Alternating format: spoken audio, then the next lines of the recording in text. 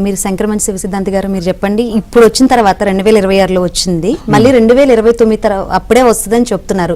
ఏంటి అసలు దీని ప్రభావం ఏ విధంగా ఉండబోతుంది, దుష్పరిణామాలు ఏంటి? ఇది ప్రధానంగా మనకి పాక్షికంగా కనిపిస్తోంది. ఎవరికైతే సంపూర్ణంగా ఉంటుందో వారికి మళ్ళీ వచ్చేటటువంటి గ్రహణం వరకు దీని ప్రభావాలు ఉంటూ ఉంటాయి.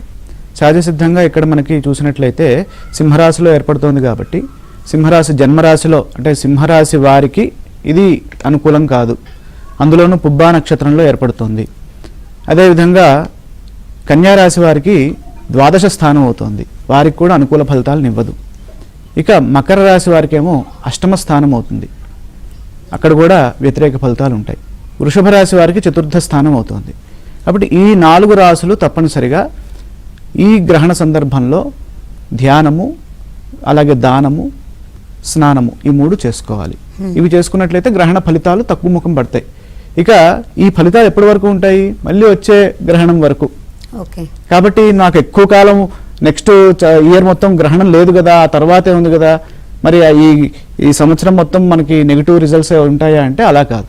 ఇక్కడ పాక్షికంగానే కనిపిస్తుంది మన తెలుగు రాష్ట్రాల్లో. అది కొంతవరకు మనకి శుభ పరిణామంగా మనం చూడాలి దాన్ని.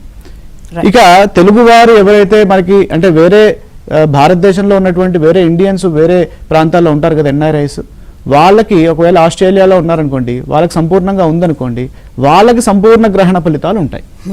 దాన్ని దృష్టిలో పెట్టుకోవాలి. కాబట్టి ఇది కొంతవరకు తెలుగు రాష్ట్రాల్లో అంత నెగిటివ్గా ఏమీ లేదు.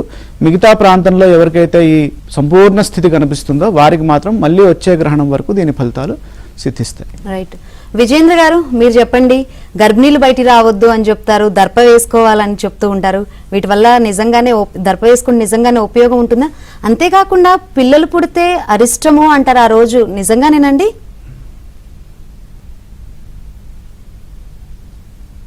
విజేంద్ర గారు అభిప్రాయాలు ఉన్నాయండి. సైన్స్ ప్రాక్టీస్ చేసే వాళ్ళు ఇది తప్పుకోరు. హలో హలో వినిపిస్తుందండి? కంటిన్యూ అండి. ఏంటంటేనండి ఇది వేరు వేరు అభిప్రాయాలు ఉన్నాయండి. సైన్స్ ప్రాక్టీస్ చేసే వాళ్ళైతే వీటికి ఎటువంటి శాంటిటీ లేదు, వేరు వేరు అభిప్రాయాలు ఉన్నాయి. సో నా అభిప్రాయం అయితే మటుకు గ్రహణం ఎఫెక్ట్ అయితే ఉంటుందండి.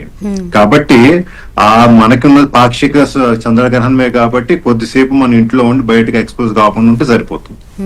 పెద్ద జాగ్రత్తలు తీసుకోవాల్సిన అవసరం లేదు. ధ్యానం చేసుకోవడం, దైవారాధన చేసుకోవడం, స్నానం చేసుకోవడం, సింపుల్. Right right. శేషగిరి నుంచి ఎక్కువ ఆలోచించాలి, భయపడాల్సిన భయం అవసరం లేదు, తగు జాగ్రత్తలు తీసుకుంటే సరిపోతుంది, అంతే కదా? చిన్నవేనండి, జాగ్రత్తలు కూడా చిన్నవి, మరీ సీరియస్ గా తీసుకోవాల్సిన అవసరం లేదు, భయపడాల్సిన అవసరం లేదు, మూఢనమ్మకాలు పెంచుకోవాల్సిన అవసరం లేదు.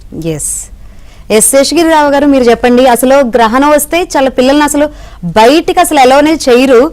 చిన్నప్పుడు మాకు గుర్తుంది, మిర్రర్ లో చూడమనేవాళ్ళు అనమాట కొంతమంది. ఇట్లాంటి నమ్మకాలు ఏం లేని వాళ్ళు మిర్రర్ లో చూడమనేవాళ్ళు. నిజంగానే అట్లా డైరెక్ట్ గా చూడకూడదా అండి?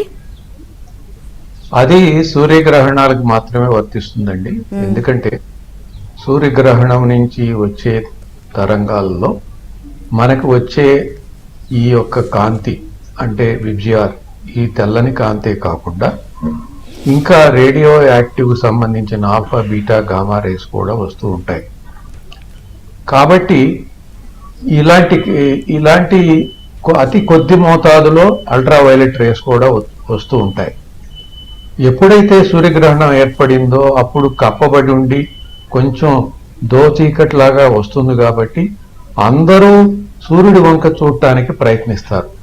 అలా ప్రయత్నించినప్పుడు అల్ట్రావైలెట్ కొద్ది మోతాదులో వచ్చిన అల్ట్రావైలెట్ రేస్ కానీ మిగతా ధార్మిక కిరణాలు కానీ కంటి యొక్క రెటీనాని పాడు చేసే అవకాశం ఉంది. అందువలన అందరూ ఏ శాస్త్ర ప్రకారమైనా కూడా అందరూ చెప్పేది ఏంటంటే సూర్యగ్రహణం అప్పుడు మాత్రం మీరు డైరెక్ట్ గా చూడవద్దు.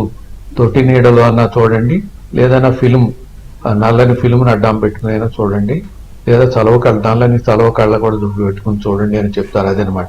చంద్రగ్రహణానికి ఎటువంటి ధార్మికమైన కిరణాలు రావు, ఎట్టి పరిస్థితుల్లో రావు. ఎందుకంటే అది చంద్రుడి ఉపరితలం మీద ప్రతిబింబింపబడి వచ్చే కిరణాలు కాబట్టి ఈ కాంతి కిరణాలు మాత్రమే ప్రతిబింబింపబడతాయి.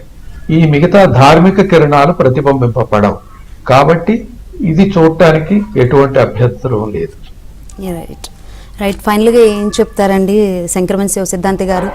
అది తినొద్దు, ఇది తినొద్దు, అట్లా ఉండాలి, ఇట్లా ఉండాలని చెప్తూ ఉంటారు కదా, సో ఏం చెప్తారు సింపుల్గా? ధర్మశాస్త్రంలో దీన్ని పుణ్యకాలంగా చెప్పారు గ్రహణ సమయాన్ని. సర్వం గంగా సమంతోయం సర్వే వ్యాస సమాద్విజ సర్వం భూమిం సమంధానం గ్రహణే చంద్రసూర్యయోహో అని అంటోంది శాస్త్రం. అంటే సమస్త జలము కూడా గంగా జలంతో సమానమైనటువంటి శక్తిని పొంది ఉంటుంది. అలాగే ప్రతి ద్విజుడు కూడా వ్యాస సమానుడై ఉంటాడు. అలాగే మీరు చేసేటటువంటి చిన్న దానమైనా సరే అది మహత్తర ఫలితాన్ని, భూదాన ఫలితాన్ని ఇస్తుంది. కాబట్టి ఇటువంటి గొప్ప సమయాన్ని ప్రతి ఒక్కరూ వినియోగించుకోవడం ద్వారాగా వారి యొక్క పూర్వపుణ్యాన్ని రెట్టింపు చేసుకోవడమే కాకుండా వారికి భవిష్యత్తు అంతా శ్రేయోదాయకంగా ముందుకు వెళ్తుంది. అలాగే ఈ గ్రహణ సమయంలో ప్రత్యేకంగా ఏం చెప్తారంటే స్నానము, దానము, శ్రాద్ధము ఇవన్నీ ఏవైతే చేస్తామో అవన్నీ అనంత ఫలితాన్ని ఇస్తాయి ఈ రాహు దర్శనం జరిగినప్పుడు. కాబట్టి ఈ సమయాన్ని ప్రతి ఒక్కరూ ఆ ధ్యానానికి ఎక్కువగా కేటాయించినట్లయితే వారికి పూర్వపుణ్యం పెరుగుతుంది. రైట్, థ్యాంక్ యూ విజయేంద్ర గారు, థ్యాంక్ యూ శంకరమణి శివ సిద్ధాంతి గారు, థ్యాంక్ యూ అండి శేషగిరి గారు. అది నమ్మకం, ఎవరి నమ్మకం వాళ్ళదే, అంతేగాని మూఢనమ్మకాలకు వెళ్ళొద్దని కనుక చెప్తున్నారు. ఇది ఇవాల్టి బ్లడ్ మూన్ కి సంబంధించి స్పెషల్ డిబేట్. Keep watching